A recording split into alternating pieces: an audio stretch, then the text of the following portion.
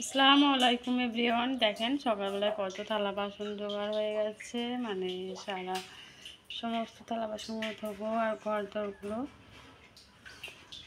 ঠিক করে দেবো গুছিয়ে। তো এই যে এখন থালা।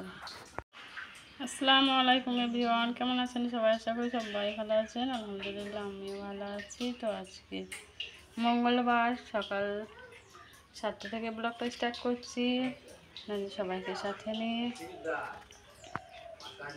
রোদ, প্রচুর রোদ উঠেছে আজকে, সকালের ওয়েদারটা খুব সুন্দর।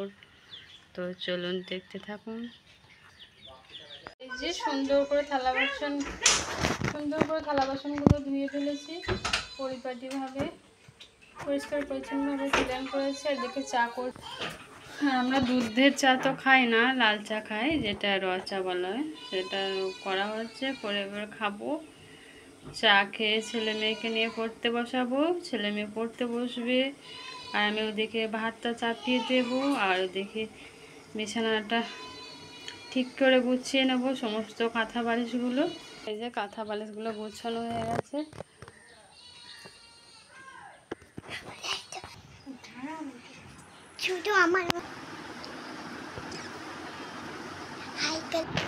তো এই যে সুন্দরভাবে পরিপাটিভাবে বিছানাটা গুছিয়ে নিয়েছি।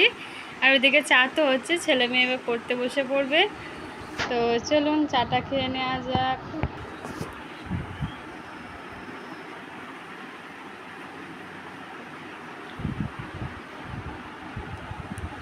তো রান্না করতে বসে পড়েছি। এদিকে তো ভাত হয়েই গেছে, আর এদিকে মাংস রান্না হচ্ছে। তো এই যে এখন পেঁয়াজগুলো লাল লাল করে ভেজে নেবো। এদিকে আদা রসুন বাটা হয়ে গেছে, মশলা,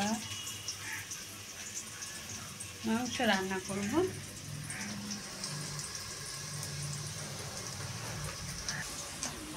তো পেঁয়াজগুলো হালকা লো ফ্লেমে দিয়ে রেখেছি, আর একটু লাল লাল করা হয়েছে, আর একটু ভাজা ভাজা দিয়ে সমস্ত মশলা দিয়ে দেবো, আর মাংসটাকে কষিয়ে নেবো আলু দিয়ে। তো পেঁয়াজটা ভোনা হয়ে গেছে, তার উপরে লঙ্কা হলুদ জিরে সব মশলাগুলো দিয়ে নিয়েছি।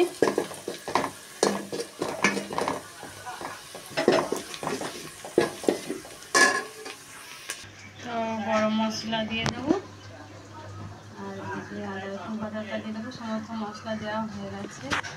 তো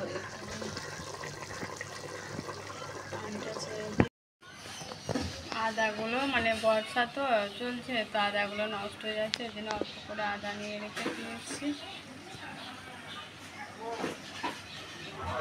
তো রান্না হচ্ছে।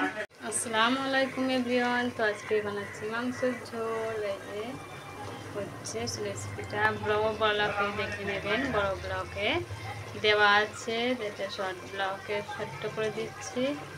তো চাইলে আপনারা ব্লগে দেখবেন। গোশটা ভোনা প্রায় হয়ে যাচ্ছে, আর এখানে অনেকটা অন্ধকার, তো তার জন্য অনেকটা কালো কালো লাগছে। তো খুব সুন্দর